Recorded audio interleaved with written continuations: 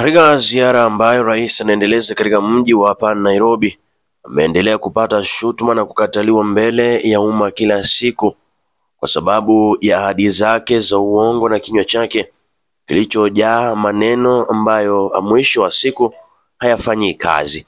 Anajiri siku chache tu baada ya kiongozi huyo wa nchi kutangaza muungano mpya wa kufanya kazi na kiongozi upinzani Raila Odinga, huku wakiendelea kupata shutuma kutoka kwa wananchi kutokana na vitendo na mambo wanayoendelea kuahidi wananchi.